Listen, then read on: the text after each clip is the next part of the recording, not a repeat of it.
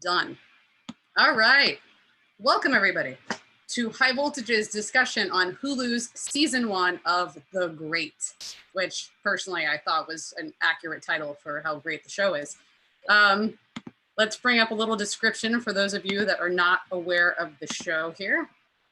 The Great is a satirical comedic drama about the rise of Catherine the Great, from outsider to the longest reigning female ruler in Russia's history. A fictionalized, fun, and anachronistic story of an idealistic, romantic young girl who arrives in Russia for an arranged marriage to the imperial, wow, I can't get the word out, emperor, there we go, Peter.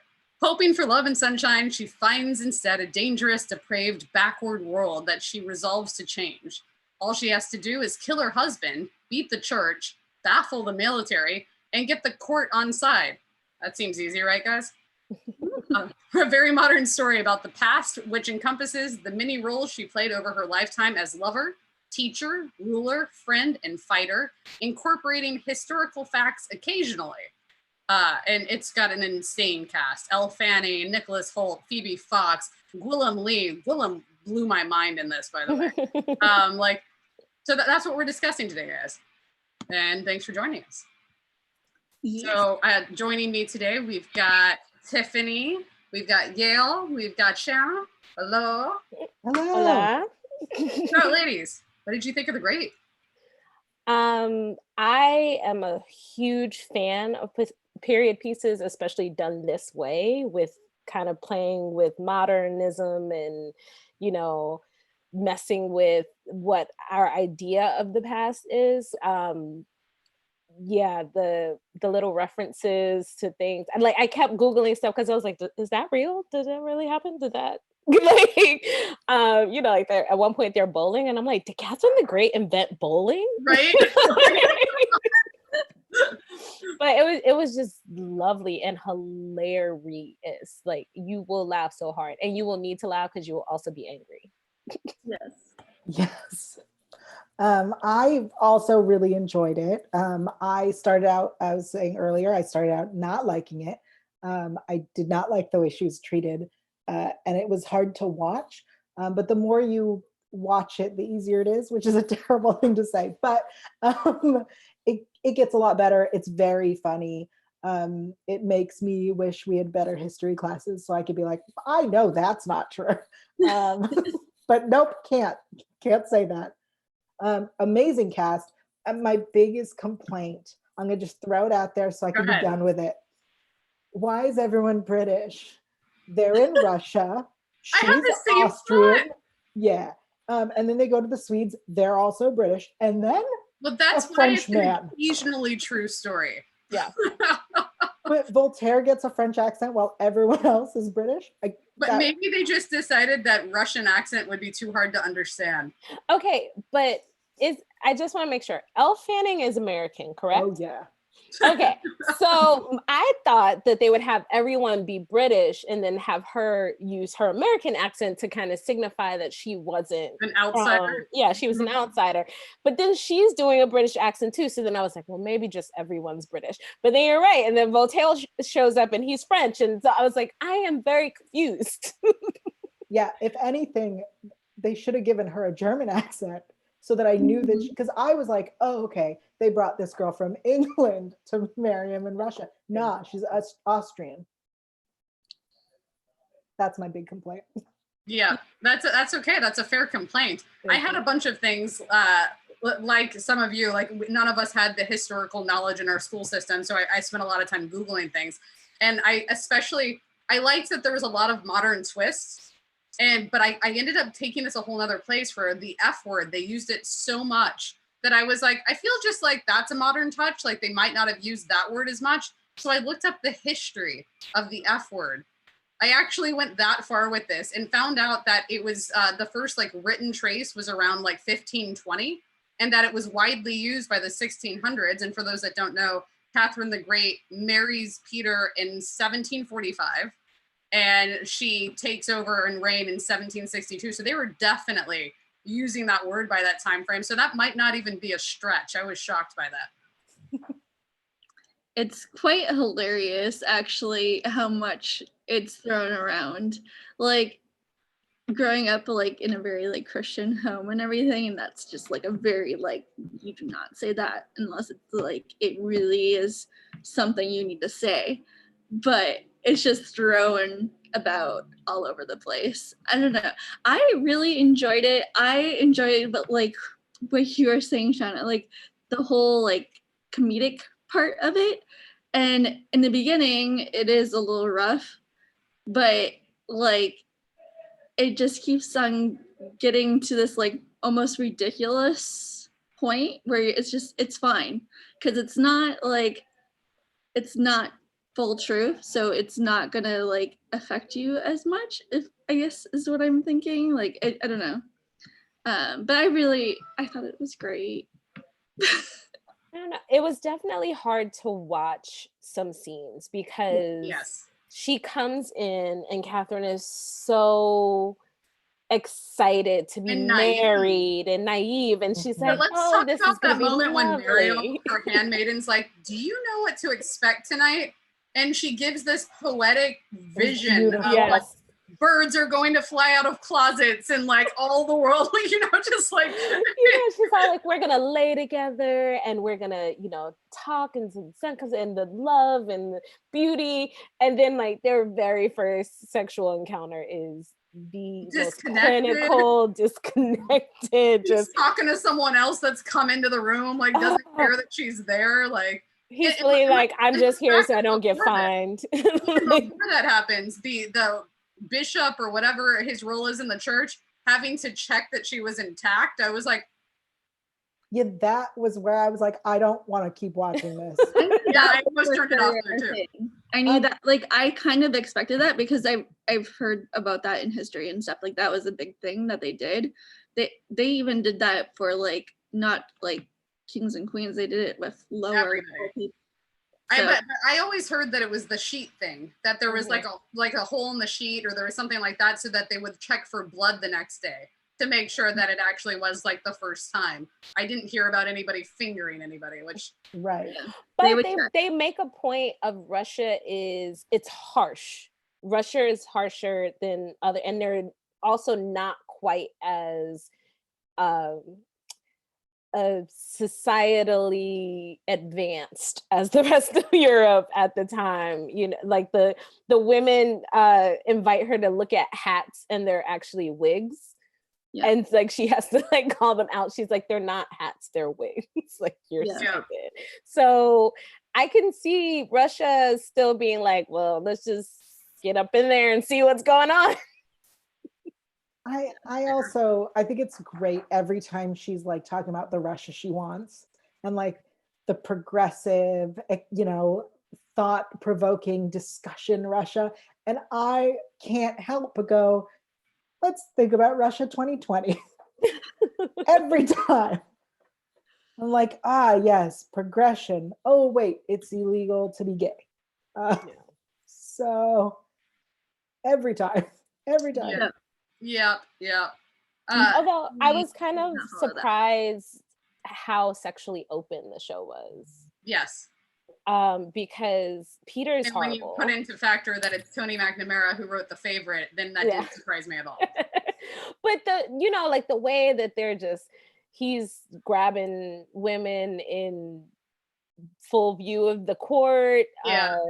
He offers to get her a lover, which I was really surprised by. And then I started Googling Catherine Gate, and apparently she was known for like having many lovers. Mm-hmm. There's a whole thing about her having sex with a horse, which was a very common rumor about her at the time. So it feels like at least a nugget of that was true. Apparently they were just doing it willy-nilly. There was a lot of things too that it did feel like they pushed it. Like it's true, but they pushed the line. And like one of those for me was, I don't know if this was accurate or not, but it really was like, whoa, was when he's just like the next day, all right, let's give you a tour. Here's Mother. And it's just the rotting corpse is there. And I was just like, what? Like, how does it not stink up the whole palace? First of all, like, that's a question. Like, I was just like, how are we dealing with this? I want to believe that was the show adding some, I hope so. eccentricities to him. I think it's actually partially true though. Like Oh that's man. yeah. But If I remember correctly from my history, like that was a thing. They just Um, like bought these God.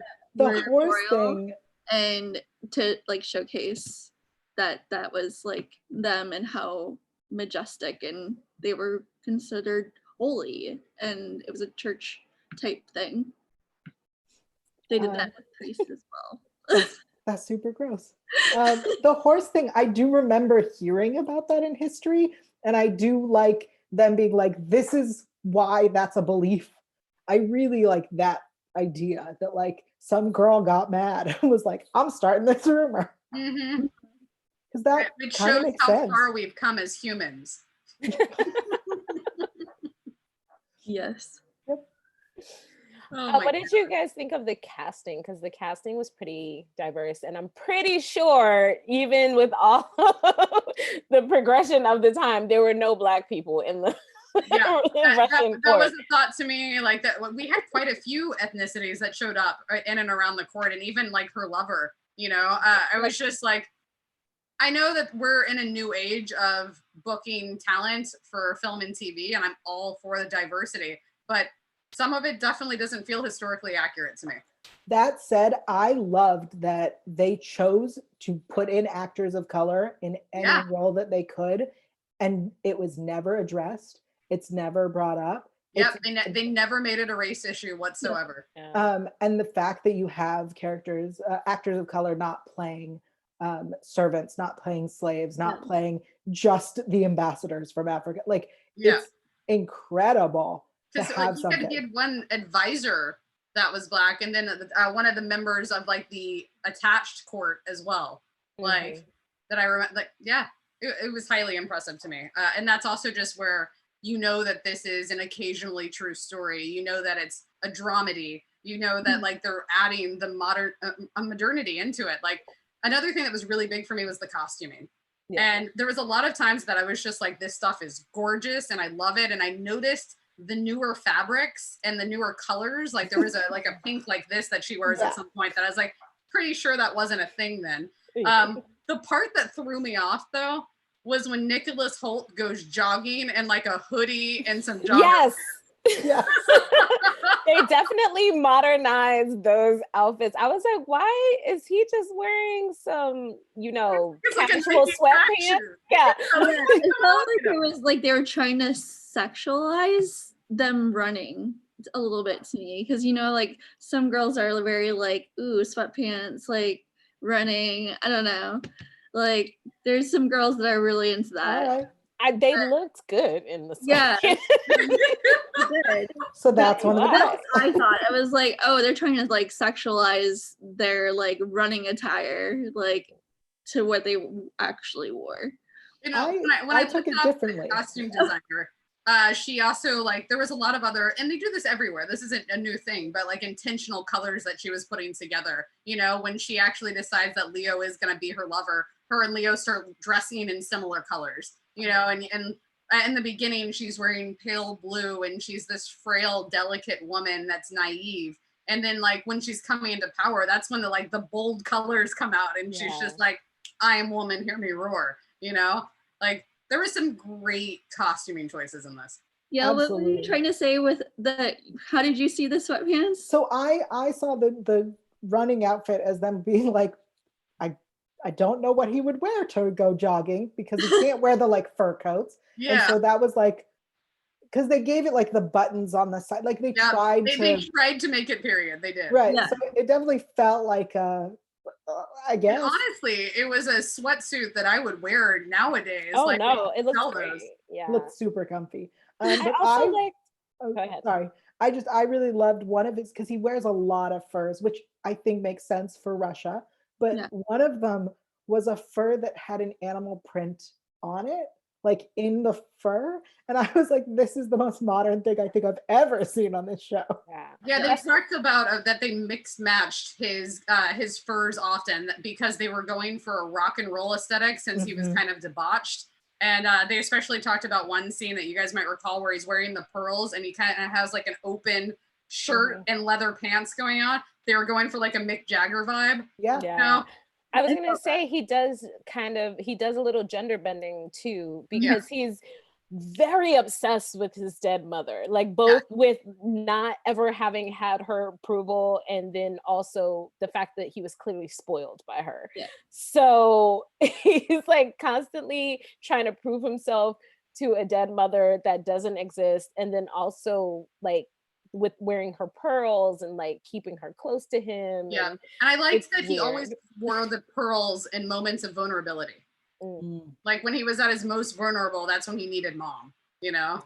I actually think I read a thing when you were talking about the gender bending. I think I read a thing about how like he started wearing skirts because he would want to let his balls breathe. And like that, he was like, Peter would want that. Like he would want them to breathe. Huzzah! Let them fly free, you know? I don't recall where I read that, but I definitely think I did. I also I don't think I made that up. Since watching this series initially, and now I got through it, almost all of it, a second time before we did this discussion, I have started saying huzzah in my normal everyday conversation. It does not stop coming out of my mouth now. I haven't started breaking any glasses though, so. As long as you don't start agreeing by saying indeed, I'm fine with it. By the end, I got very annoyed. I was like, just agree. Like you don't have to. Indeed seems like an agreement, but like an agreement that I will follow through on, and I don't like it.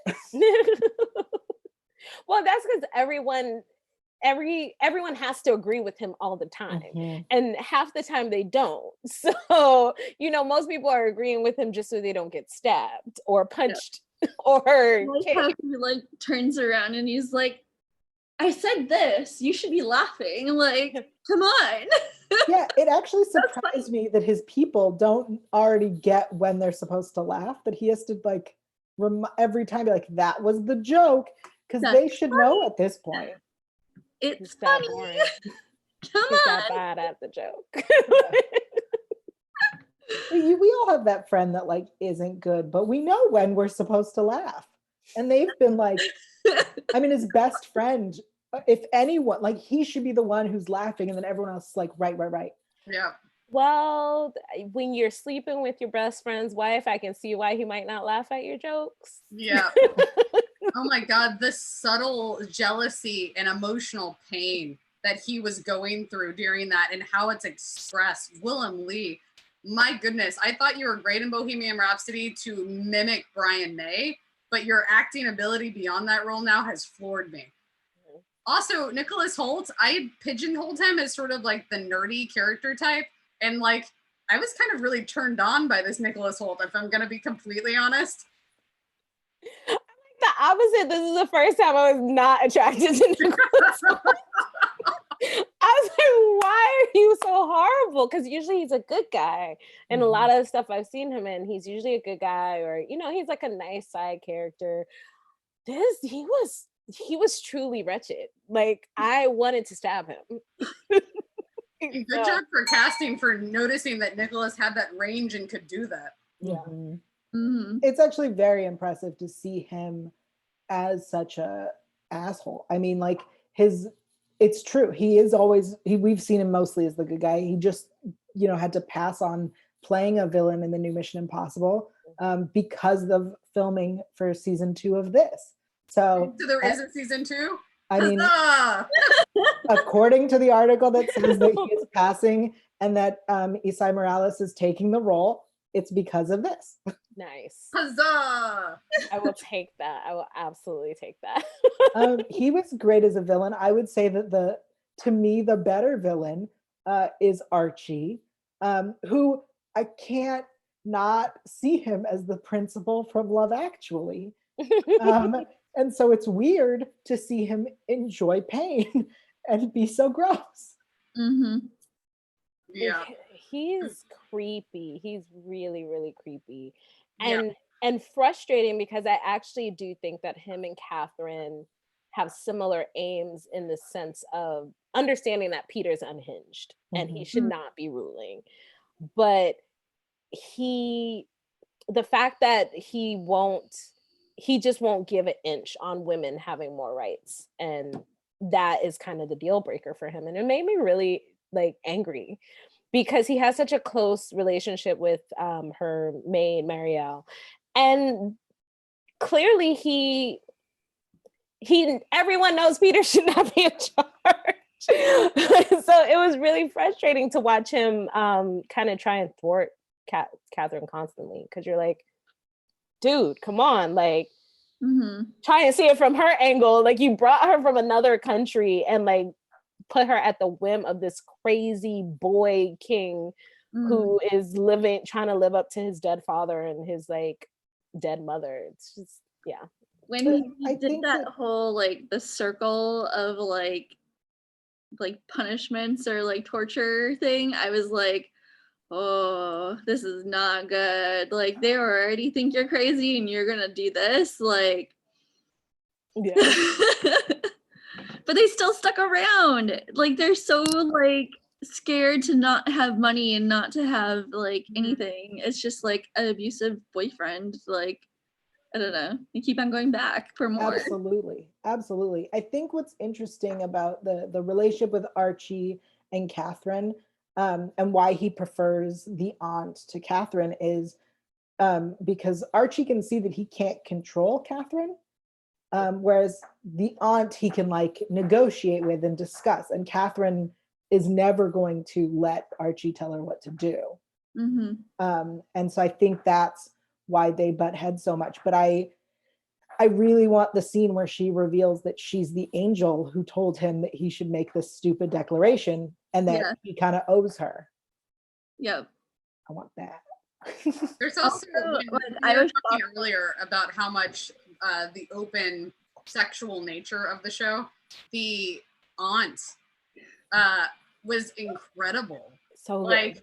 I really love that she played to everyone that she was crazy, but actually wasn't. But like seemed like she was like the Mad Hatter. Like she was phenomenal. Oh, like, you froze.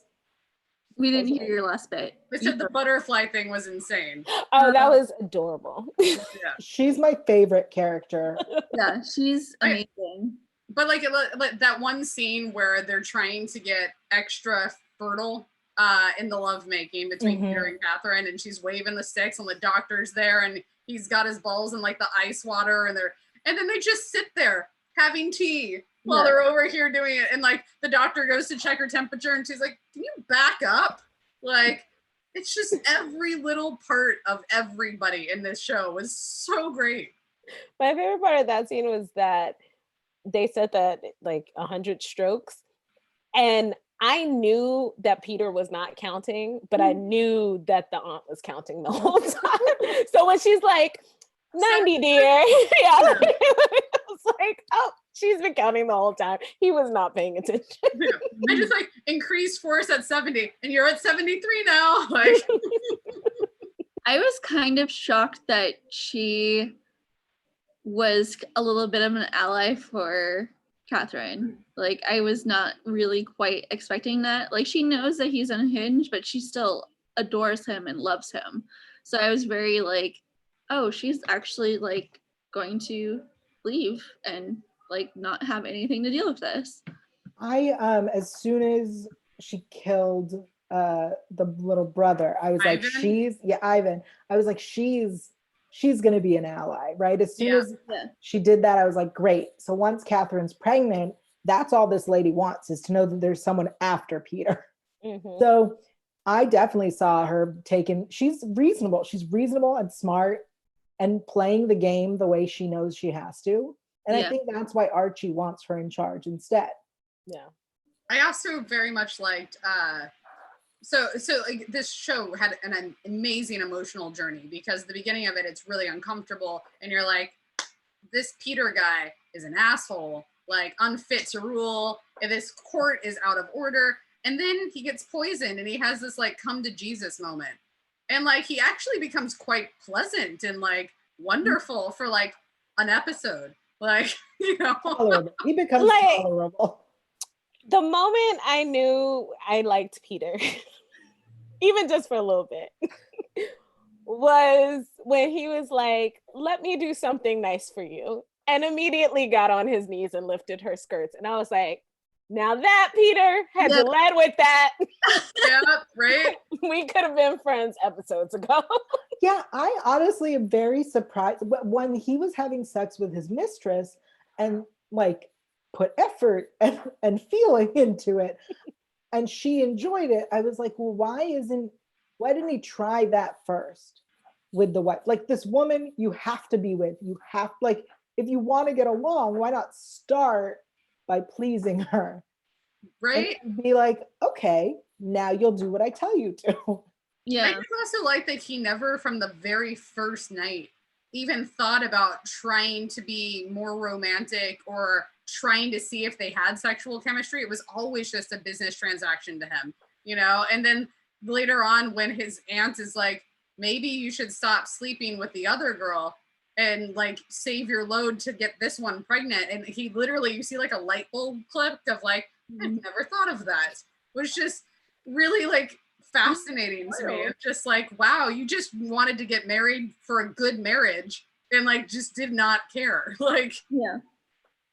It's surprising that he said, that he'd get married for a good marriage when he didn't. He then got mad that she was all sad. Like, yeah. you can't. No, either make her happy or accept that she's not happy. Not to mention, like, right away, he was like, that first episode, she's like, I want a school. And he's like, if it'll stop you having these boring conversations with me. And then the second later, takes the school away. And then she's like, what? You burned my school. And then he shoots her bear. And you're like, Right. You're not making this situation any easier on yourself. But he's never had to make anyone happy before.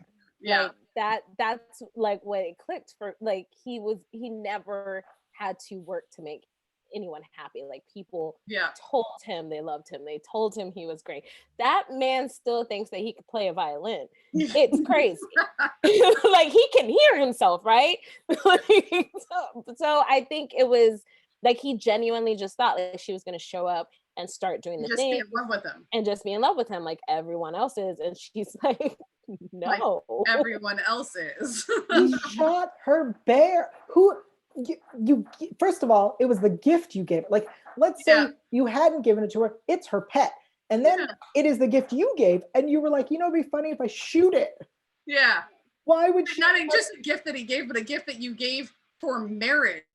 Yeah. Yeah, it was the wedding gift. Dying love for you, honey. Yeah. Yeah. But he's also like, he's a little vindictive like that too. He did the similar thing with Marielle's dog, where he like gave it back to her, and it was supposed to be like a gesture of goodwill. And then the minute he got annoyed, he was like, "Let's see if this dog can fly." Yeah. Yeah. Oh my God, I was terrified during that scene. Yes, me too. Almost stopped watching. Almost texted you and was like, why are you making me watch a show where they kill a dog? First of all, not just a dog, the cutest dog. Yeah. Off a roof. Yeah. You can't come back from the dog killing. That's why I knew the dog was gonna live. Hey, I really honestly, there's moments in the show you just really don't know. Yeah. Like I was scared. I was holding my breath of like, oh, please let that chute open. Please let that chute open. Like, oh no, poor doggy. Ooh, yeah, that was rough. I think so. The turning point for you is when he finally like pleases her. I really liked the bathtub scene where like they have intercourse, and then he goes, "What do you do now?" And she goes, well, "Normally I'd take a bath." Sounds great. And then like they're in the bath, and it was the first time he acknowledges that in some way and says, "Touche, Shay." Like he actually tries to like, yeah. Touche. You mean touche? That's my favorite line. So good. See, it took me a lot longer to not hate him. And I stopped hating him when he read at her birthday the message to her that Voltaire had written. Yes. And I was like, oh, okay. He's grown now. Yeah. Oh, not to mention, I want to know if that was genuinely his thought, but I want to give it to the court as credit. But him thinking ahead to bring Voltaire for her birthday as a birthday gift, I thought that was way outside of his capacity. I assume he asked someone. Like Orlo. Yes, he was like, ooh, what? I think after he saw the peach and what it turned out to be. Yeah. Which, by the way, oh my God, can I have a Leo? Yeah. Yes. I am a Leo and I do enjoy peaches. Leo for Every me was, he has a job to do. He knows what his job is. And even if he started to have feelings for her, he should have been better at his job and distanced and like helped her not get into the trouble that she got into. Because in the end, he was like, I get it. You have to save Russia, not me. And he should have done that much earlier. Yeah, I agree. I definitely think he was very naive. Like, he had only had sex that one time before with his very drunk cousin, I believe it was. Yeah. I was like, he didn't know anything about dating and love and all of that stuff. So this was like his first love. And I can see where that gets complicated and hard to process. And I love that they actually show him having an inner dialogue as he's walking of like, I love you.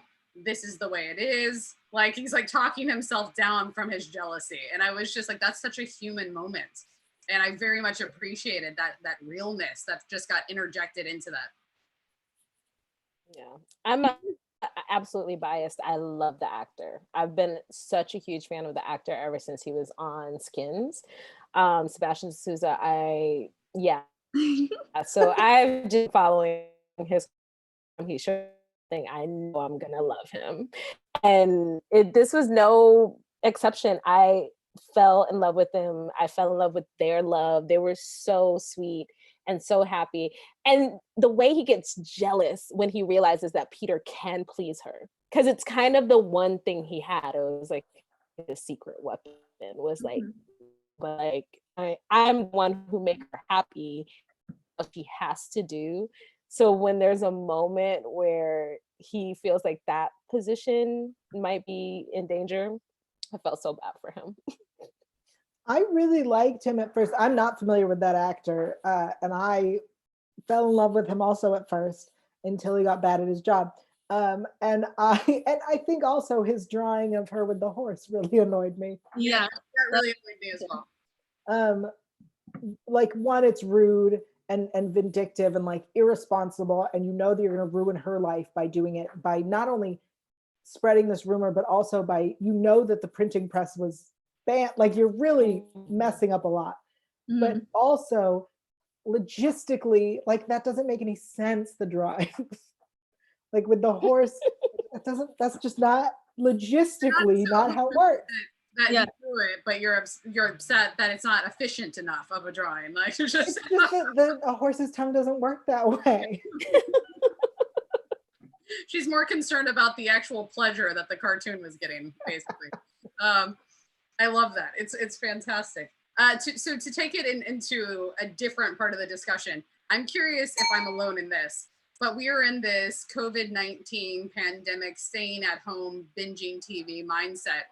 And I have now started, and I don't mean to, started judging TV shows on their social distancing. and none of these shows filmed anywhere during the coronavirus, but I was sitting there watching when she goes in the bathtub. You should bring science and art. When we had a science exhibition, thousands of people gathered. I literally tensed up and was like, thousands of people. Like, then like they had like a couple hundred that gathered for the dog flight. I was like, and I looked at the crowd and I was like, spread apart, people. What is going on? And then you get like another episode into it, and they're having a pandemic. They're having their own health pandemic with smallpox. And I was like, oh wow, they knew coronavirus was coming. Like, just what? Like, this is where my brain goes when I'm watching TV now. Am I alone? I definitely have it when I start a show and then I have to remind myself that they're not in our world. It was filmed a while ago. Everyone's safe. But then when they had their pox pandemic, I was like, oh God, it's happening. Yeah. It's too real, too soon. I feel like we Chelsea and I have talked about this before, but like so many things are being able to tie it somehow to what our reality is right now. Like we watch Monsters Inc. and it's like, oh, that's like having a pandemic. Like the whole like germs, like there's so many like little things in different shows that like link up to what our reality is right now, and it's very like jarring for a little bit, but then you're like, no, this is fantasy, pull me back in fantasy, like bring me in. I want to forget everything. But well, even how they dealt with it, killing the servants, like that was the solution. It was like we just can't afford for them to potentially come near us, so we're just have it, and now we have to burn you. Like that's it. It's funny because her suggestion was to quarantine them. Yeah. I was like, yeah, that's an option. Why aren't we trying that?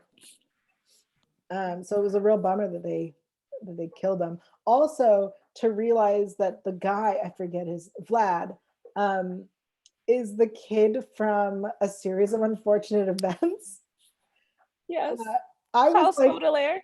so impressed with seeing him in a different role, because in my head he's this like really obnoxious nerd, and so to see him like as this timid servant, it just felt, it's really an impressive performance. I really loved his character too, so I was very like, no.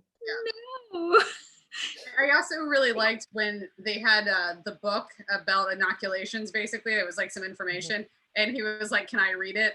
And they were kind of in this like, and it feels like now where people want a handshake and they don't know if they can or if they can't or if they can hug you, and they're like 1, 2, 3, toss it, go, close. Like it feels very relatable, and it's another place where I'm like, humanity has not come very far in 400 years, or like 300 years.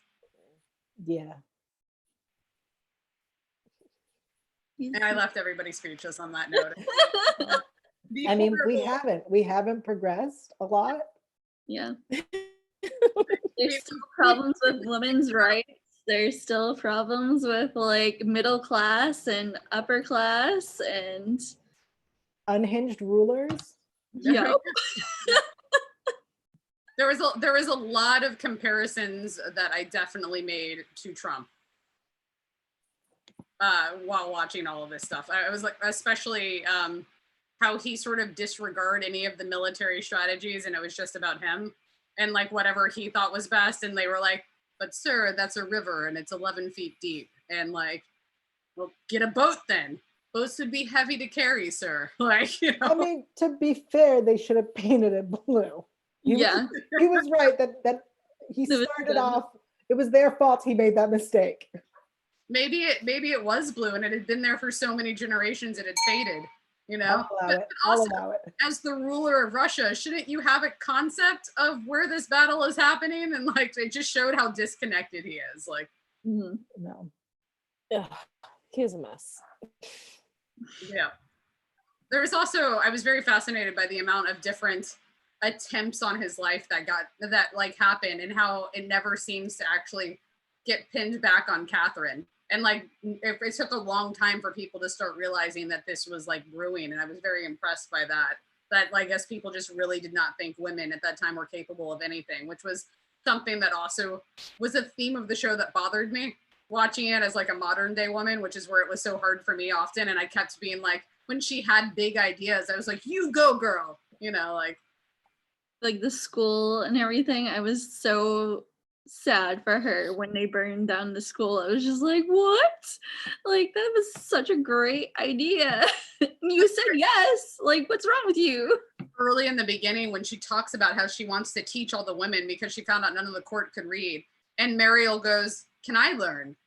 And that like broke my heart. Like, I felt that one deep of just like, wow, I mean, I just loved how well read she was in general. The fact that she had more books than clothes. That, you know, that's so rare to see on a period piece. Like they always harp on like the clothes and the, you know, and the new fashions and blah, blah, blah. You know, she had books, like so many books that her maid was like, did you bring anything with you? Yeah. Like, and you can tell, you know, that's where it all comes from. She's like, I have this idea of love. I have this idea of like what the world can be and rights and you know, and then they're like, whoa, rights? Hold on, girl, slow your roll. That is a place where I enjoyed Voltaire being around, and that when she's about to completely break and she doesn't think she can do it, and that conversation he has while just walking around with the teacup, which I was very amused by.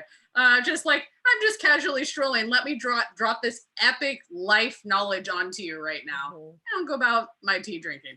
But that was such a powerful moment to me of just like, it shows that I think it also, them making sure he had a French accent really showed the difference in culture and how much everybody thinks differently. And I appreciated the juxtaposition that even though I was with Yale and that where is the Russian accent? Like I kept being like, Catherine the Great, yes, ruler of England. Wait a second. What? Right. It's I think it's a mistake. Sorry to harp on it. I think it was a mistake to have her do a British accent. I think if we're going to have all the Russians do a British accent, the Swedes can't also. Yeah. And because accents help us identify who's from where. Yeah. And in a historical drama, a period piece where we're going to have different people and conflict, it's kind of important to give accents. And if she's going to do a fake accent, then do one. Who cares? You know what I mean? Yeah. Like, sorry, I got very. No, I love that. Like, own your moments of this. Like, not everything has to be positive about the show for sure. For me, like at the same time that I started watching The Great, I started watching Belgravia is the name of the show, the new show from the creators of Downton Abbey. And I love Downton Abbey.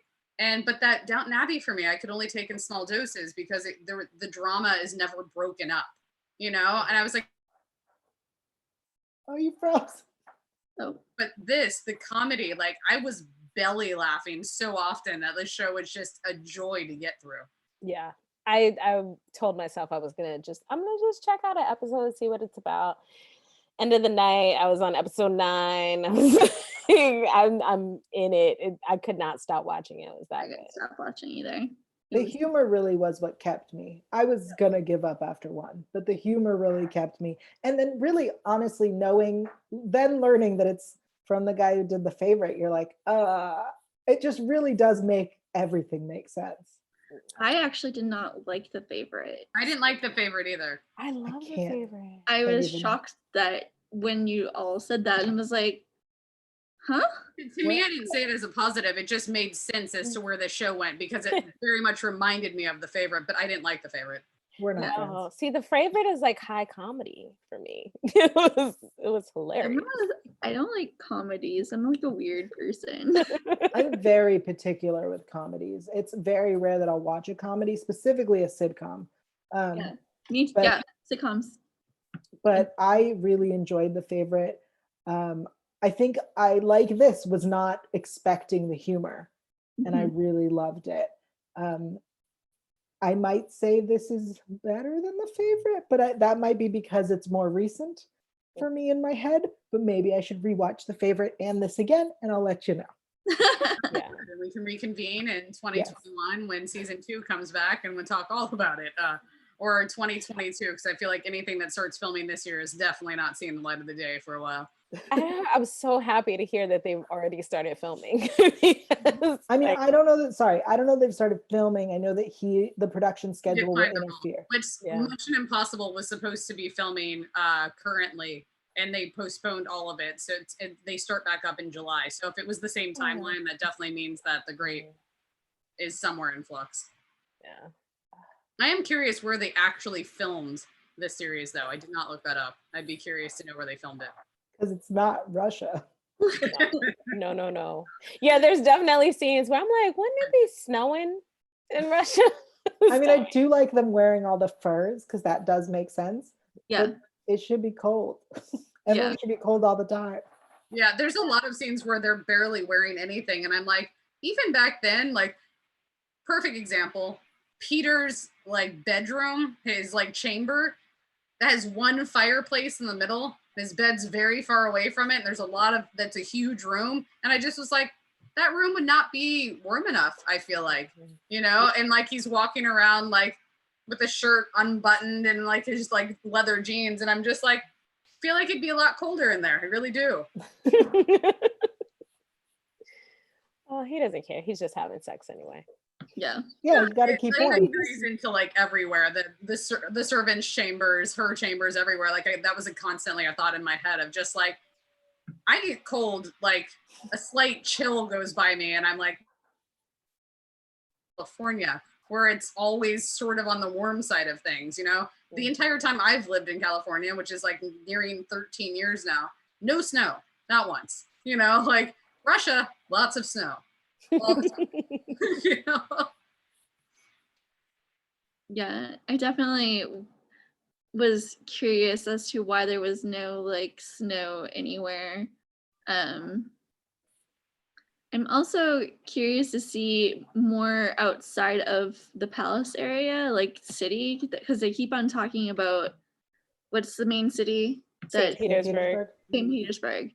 And I'm just like, I want to see what that looks like, because they like talk about how gorgeous it is because how they took it from the Swedes and all that. I'm like, can we go see? I want to see what it looks like. I feel like I believe it hadn't even been a year. It had been a few months, right? The whole first season. Mm-hmm. Yeah. So, I mean, it could be summer. Yeah. I'm just throwing that out there in terms of the snow. But I feel like it had to be long, within a few months though, especially with where the season ended. It really seems like in season 2, we're gonna lose Peter and the whole thing. We're gonna start going into her rule. And their marriage was about 22 years before that finally happened. So like I was judging the first season on that time frame the whole time of like, I think this is actually a much longer time frame than we realize. yeah. But didn't they say it was a few months? I don't remember that. I thought Leo had said something about you've only been married a few months or something. I could have made that up. But it was her first birthday with them. That's true. I have no idea. I have no idea the timeline. That said, they could be taking liberties with time as much as they want. Yeah. Again, it's an occasionally true story, which they remind us at the beginning of every episode. So Yes. Yeah. They also have the master there who can manipulate time for all the Doctor Who fans. I also really love, with the titles, basically like the jokes and the puns and the titles. Yes. The Moscow Mule was my favorite because I Moscow really- Mule is one of my favorite drinks. So yeah, like stuff like that, and everything that they did was so intentional and well thought out, which I really, really appreciate in anything that I watch, but especially something like this where you're kind of playing with modern past, like all that kind of stuff. I really, really enjoyed the thoughtfulness of the series. They didn't just throw a bunch of stuff at you. Because, some other shows who have done similar themes have not always been as thoughtful. I hope they like keep that level for the second season. all right, does anybody have their perfect pitch to anybody that did just watch all of this and still is like, I'm on the fence and I don't know if I want to watch it? What's your pitch? If you like silly type dramas with a touch of realness, like this is definitely it. I just enjoyed it. I couldn't stop watching it. Like I actually heard from my friend that a lot of people were not liking it, and I was very shocked. And I was like, did we watch the same show? Like, and I think a lot of people are just watching the first 2 episodes. You gotta watch more than 2 episodes. You have to watch a little bit in, and then you're gonna be hooked. It's definitely not for everybody. It's a certain type of humor. I will agree with that. Everybody I've convinced to start watching the show, which always took a bit of time for me of being like, no, I'm serious, start it. Did you start it? when they finally did, within 10 minutes of the first episode, was just texting me, "This is brilliant," and I was just like, "I told you." I definitely think if you like British humor, you'll like it a little bit more. The writing is just great. I Yeah. feel like, and this sounds terrible, but I feel like my pitch is, you think you don't want to watch it. And I get that. I thought I didn't want to watch it. But give it a shot. You'll see that you're wrong. You're wrong. Yeah. It's good, but Yeah. you have to force yourself to start it. Mhm. It's not one of those shows that you're like, oh, I have to see this. You're like, nah. I also think in the situation that we're in with the world, of how heavy the world is, that if you just need to like unwind and have a good laugh, why not try it? Yeah. I say just enjoy the ride. Just enjoy it. Yeah. I also, as much as like we were like, you were surprised by the openness of the sexuality that happened, and there is a lot of sex talk, sex action, like it's all, the debauchery is all up in there. I was like, but I also appreciated how refreshing that is, that we're starting as a culture to do that more, because this wasn't a series made in Europe that we then got. You know, it was always an American order for Hulu. Like, this is a Disney show, you know, not family friendly side of Disney, but Disney, Hulu, all of that. Right. I was like, and with that said, I'm very happy with how comfortable as a society we're starting to be in talking about such things, because it is just a natural part of life. We should be able to just laugh about it and enjoy that. I was not surprised by the amount of sex. It felt like Showtime and Stars have done a lot of like period pieces that have a lot of sexuality in them. They're also like paid for a higher end cable subscriptions. Right. They're definitely, but it in my mind was in the same realm of those. So it didn't surprise me. I think what surprised me is the lack of actual nudity. Oh yeah. Right? Like you don't, you don't even, I don't think you ever see her boobs, right? No. You only see her butt. And I don't believe that was hers. I said, if it is, she has a cute little booty. And the only time we really get anything from a guy is when they ask Leo to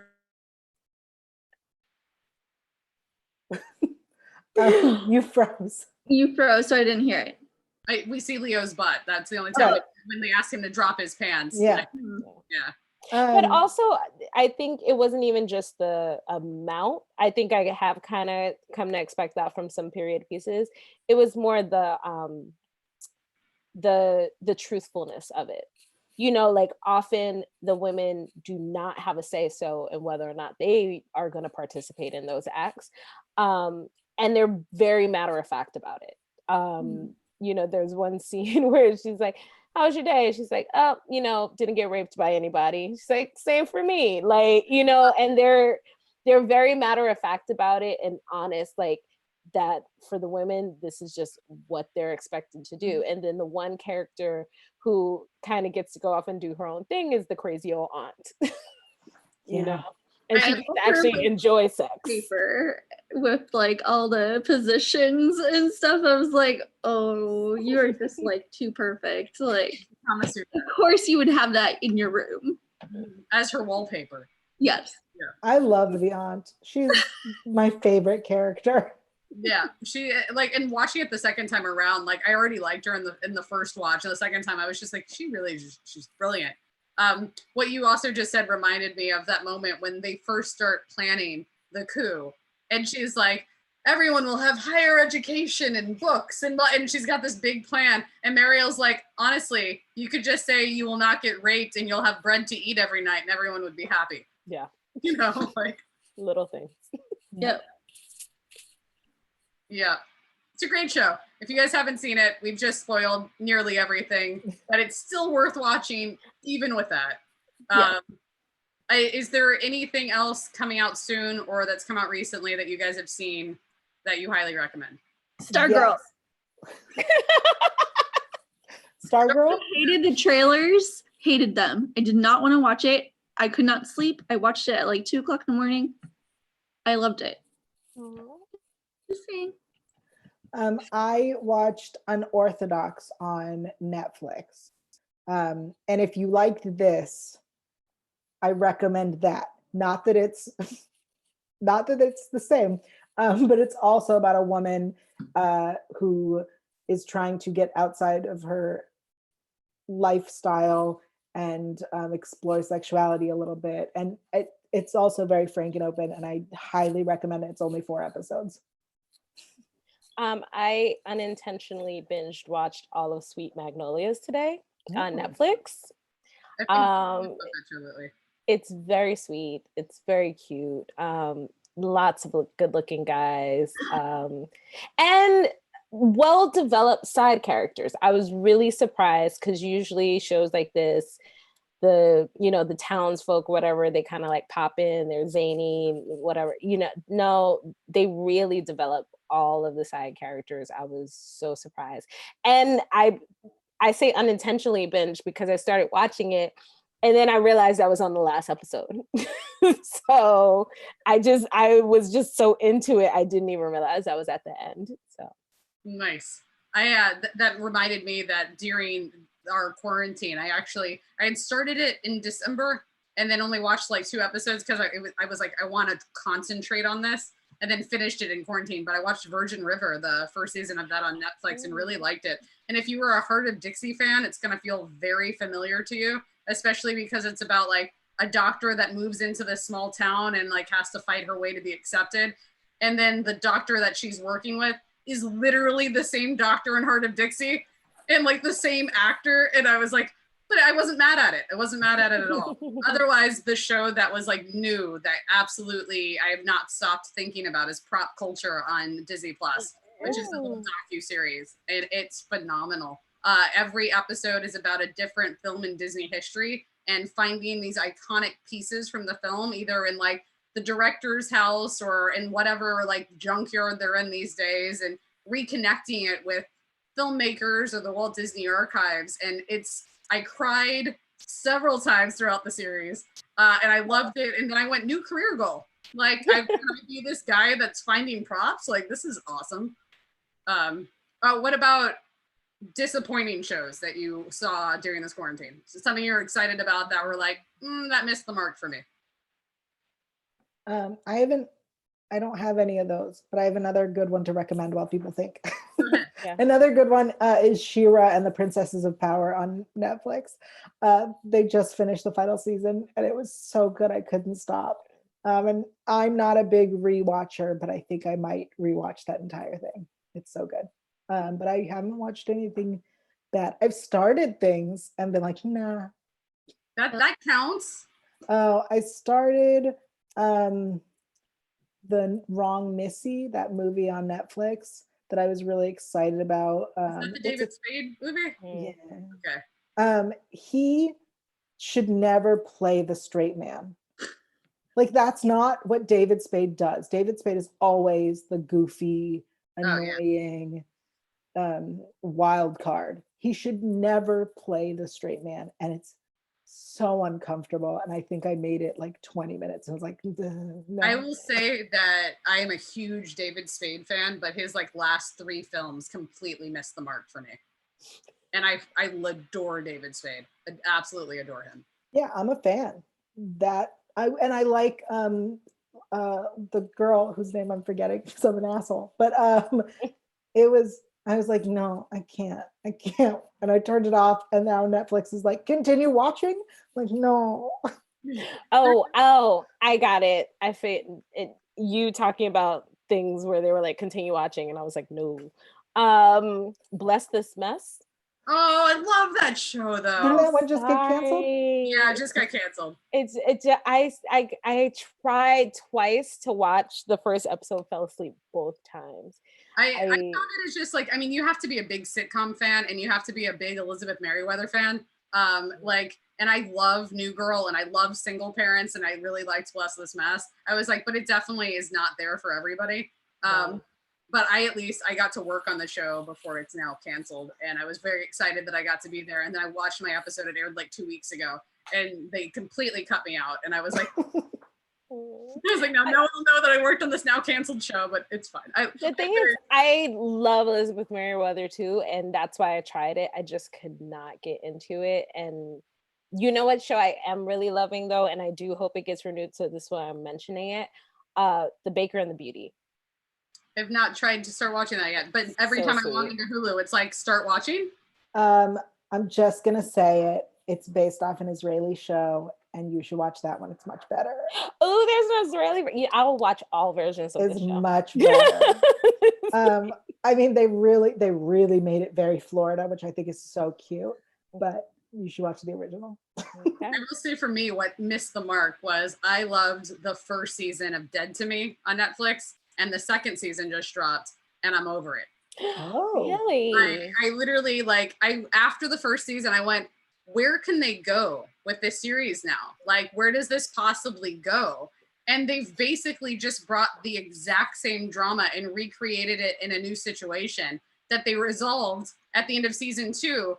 And then in the final 5 minutes, started it all over again and to go build into season 3, where it's the exact same, oh shit, I've murdered someone. What am I going to do? And I'm over it.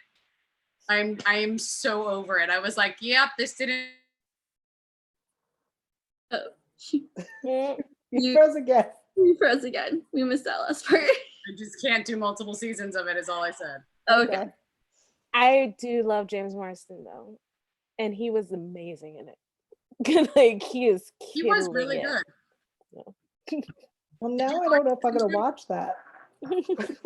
I was gonna start that show, but now I don't want to. I mean, I binged it. I have 2 other shows that I want to give a shout out to. Harley Quinn animation. Oh, on yes. DC Universe. So good. And then this might not be everyone's style, but Motherland on it's all about the witchcraft in the United States and all that stuff, a different world kind of thing. I'm all in. It took me a little bit to get into it. I don't know if you saw it, Shanna. Yeah, I haven't watched the finale though. But okay, yeah, I haven't seen the finale either. But it took me a couple episodes to get fully understanding what it was. Mm-hmm. But then I was like, oh, I really like this. This is cool. This is a really interesting storyline. And the world that they've built is really interesting. It's an alternate history where witches are part of the U.S. military since what's the big thing where we became a country? since that war where we won and we the war got rid of the British. Now I'm all confused because I'm in Russian history brain. Yeah, that witches have been working for the country since then. Hey, I'm glad other people are watching it because I was like, I don't know anyone that's watching this show right now, and it's so good. I got one other person watching it, and then we would be messaging each other, and then now I've got one more person to watch it. I slowly just. And it got renewed too. So. Yeah. It's funny that you should mention our War of Independence in 1776, and then that you're stuck in Catherine the Great timeline, because I just connected the dots that she was basically, her reign started in 1762. So while that was happening in Russia, we were fighting for independence here. It's kind of crazy to think about when you actually think about the different areas of what's going on in the world. Yeah, because all of that always feels so separate, and then you'll find out that these two things were happening simultaneously. And it's like, why don't they talk about history that way? Yeah, they always separate European and US history, because a lot of times I feel like we have a problem because we know that it's always drilled into our heads that Europe is so much older and India is so much older, and then we're such a young country. But a lot of the things, they happened at the same time that we learn about, and they don't ever really cross that. It's fascinating to me because I grew up in Houston, Texas. I had the HISD in Houston Independent School District. I don't recommend to anybody. My version of history that I was taught, this is what I know about history, because in Texas, and I don't know if other states do this too, we have Texas history that's mandatory for us to learn over 3 different years of our life. And so that takes out any other history that happens. You're just learning Texas history. I was like, and then you have US history on a couple of those years. I had 1 year of world history. And what I learned in that time frame was there was this thing called the Renaissance that happened and like a Black Plague or whatever, and then World War II.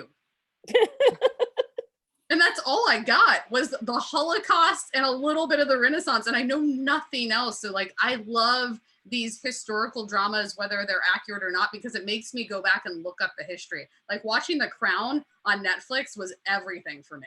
I love The Crown. It's funny that you talk about the different places where things were happening. And I feel like Outlander is kind of giving us that, where they came here and were like, and now we'll teach you your history. Yep. And kudos to Outlander. Great series. Yeah. Mm-hmm. I have like episodes left. I was like, I have some issues with it, but overall. I will say that Outlander, when they go, we'll just call it like deep or rough. Like they go rough. Like it's like hard in the drama when they go there, and it's uncomfortable for me to watch. But then when it's not going that way, it's like the best at the same time. Like they do a really good job of driving your emotions in that show. Yep. I just think they, not to spoil anything, because I won't say specifics, but like you killed the wrong person at some point. That's all. You read the books. I do not read the books. Okay. I know that it's from the book. It doesn't matter. So they killed the wrong person. What you're talking about, it still happened in a very different way. So like, yes. There were just two could have died, and they killed the wrong one. That's all. I feel that. Yeah.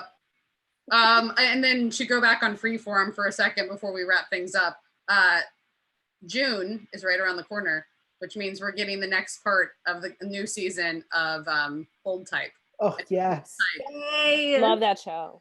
I actually just got the latest book from the writer who created the Bold Type. Oh, really? Type book series? Yes. Oh my God. Apparently it's based on a book, and the author who wrote the book, her new book is called Most Likely. And the premise of it is that you're reading about 4 best friends in college, and one day one of them is going to become the first female president of the United States. Interesting. But as you're reading the book, you don't know which one of them is the one who's going to become president. Interesting. Yeah. I'm obsessed with the Bold Type. Oh my God, yeah. It's everything about it is phenomenal, and they do everything so right. Every issue they address is just like, yes. Every episode I cry because there's just something that like, Last half season felt like every episode they went, okay, let's see how far we can push Disney. Yeah. Because they were like, vibrators? Okay, vibrators is cool.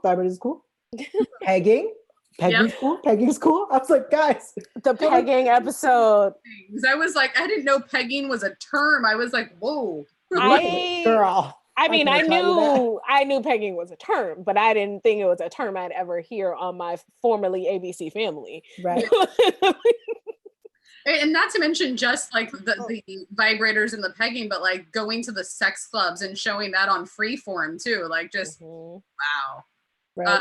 Jacqueline is goals in life. If I could be Jacqueline, that would be everything. Actually, setting his goals for me. Nice.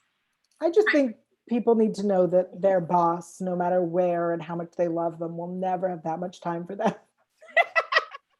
It's true. It's very true. Young women need to know that before they start working. I had one problem with Kat and Sutton in this last half season, and I've talked to Tiffany about this, but it's when they're like, you should just be a style influencer on Instagram. We're just going to do this one post and we'll tag you. And look, 15,000 followers. And I was like, that is not how that works. So I was like, can we be a little bit more real on these expectations, please? Oh, I got real mad real early on the show when Jane quit her job and freelanced for what, a month? Yeah. It was at most 3 months, and then went back to work at the same place. Bull. I'm sorry, as a freelancer, bull. Yeah. And the fact that all of them can afford their apartments just will never cease to amaze me. In New York. I'm from New York. I don't, Nope. it always feels like Jane to me doesn't live in New York proper. I feel like they go somewhere a lot further for how her place looks. I'm like, that's not New York. Like, you're not, no. But her commute is too short for her not to be. Yeah. Listen, they're traveling by Disney, so that's like bibbity boppity boo, and they're there, you know? Yeah. Magic. Yeah. I do want that style closet, though. Oh yeah. Yes. But Kat, I think her parents pay for the apartment. Yeah. it was She's like the only established. one who comes from money. And then Jane has roommates to afford her place, but is probably not in Manhattan. I would say is in, I don't know New York well enough, but Williamsburg or something. no, But she it's definitely not can't afford the enough Williamsburg. for that No. space. Like I feel like Brownsville. it needs to be like Like, more. if we're being truthful, like she's probably like somewhere way out in like Coney Island almost. Yeah. But again, the commute. Well, they take taxis everywhere. They just have all that money to spend. They went to Jersey to like go find their issue. Like they don't seem to give it hoot. No. Yeah, I'm sorry that those Lyft rides would be astronomical. Yes. I've definitely thought that several times. I like when we pick apart practicalities in TV shows. It makes me very happy. I mean, not to bring it back to this show, it was when Leo drew the horse and the queen, and I was like, that's not logistically how that would work. Yeah. Yeah. I also like there was a lot of food things that I wondered how much they were pushing the envelope of like, did they have the ability to make that kind of like fancy item yet? You know, that they like when they were really getting into the cakes for her and stuff like that, I really like wondered how much that stuff could happen. I did like that he tried to get her strawberries and they just ended up being really rotten strawberries. And he had no idea because he doesn't eat them. Yeah. Oh, the great.